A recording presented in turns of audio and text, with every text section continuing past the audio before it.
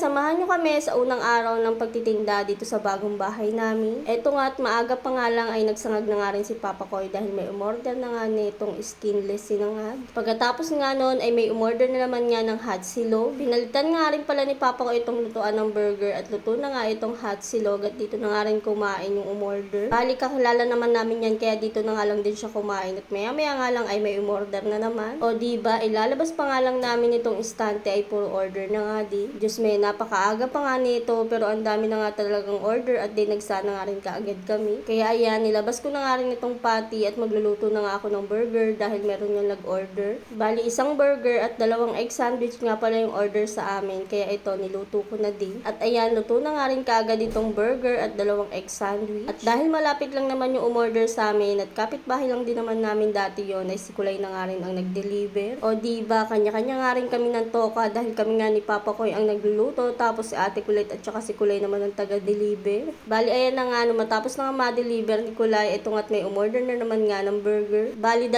burger nga pala yan at binalot ko na nga lang din dahil sabi nung bumili ay babalikan na nga lang daw niya. Pagkatapos nga niyan ay nagsangag na naman nga si Papa Koy dahil may umorder na naman at naubos na nga yung sinangag. At ayan, luto na nga rin at ang umorder nga niyan yung asawa nga ng ate ko. At dahil alam naman din ni Ate Kulit at saka ni Kulay kaya ayan, sila na nga lang din ang nag-deliver at nag-bike na lang sila. Kinuha na nga rin pala yung 2 burger na order kanina at pagkatapos nga nun ay may bumili na naman. At kung mapapansin nyo nga dyan na nagpalit nga kami ng lutuan at ito nga pinakapatungan nga ng burger ay pinato ko na nga lang din dito sa burner. Medyo nahihirapan nga kasi kami dahil pag nagsangag nga si Papa Koy ay hindi siya makapagsangag ng maayos kaya ganyan na nga lang yung ginawa namin. Iisa lang kasi yung gas namin kaya hindi nga namin mapagbukod itong lutuan. Ay siya, mabalik nga tayo dito at may umorder na naman nga ng 2 cheeseburger at 1 burger. At ayan nga, nung maluto na nga ulit ay si Ate Kulit na nga ulit ang nag-deliver. Pagkatapos nga nun ay maya-maya nga lang din ay may umorder na naman nga nitong egg sandwich. At ayan, hindi pa nga rin talaga natatapos at may umorder na naman nga ng burger. O diba, unang araw pa nga lang talaga ay halos ma-sold out na nga rin kaagad yung paninda namin. Tapos nagkakandalito-lito na nga rin kami dahil hindi na nga rin namin alam kung ano yung uunahin. Buti na nga lang talaga ay 2 nga kami ni Papa Koy ang nagluluto tapos si Ate Kulit naman ang nagdi-deliver pati si Kulay. At ayan, nung ma-deliver na nga rin ni Ate Kulit yung order na 3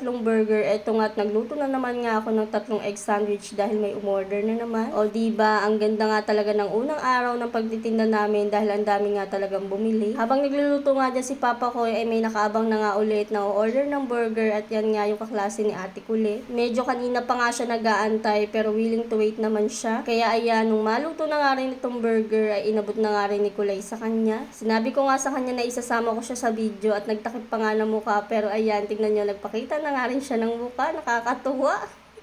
At eto namang isang order na burger with cheese ay ako na nga lang din ang nag-deliver dahil dito lang naman yan sa katabing bahay namin. At eto nga, gabi na nga rin pero may umorder pa nga rin talaga. Bali 2 nga pala kami ni Papa Koy ang nagluluto dito dahil siya yung tagaluto na itong skinless at hot silog. Siya na nga rin ang naglalagay dito sa pinaka-plastic ng mga order at ako naman din ang nagbabalot ng burger na order sa amin. At ayun nga, nung maluto na nga rin ay dineliver na nga rin ni Ate Kulit.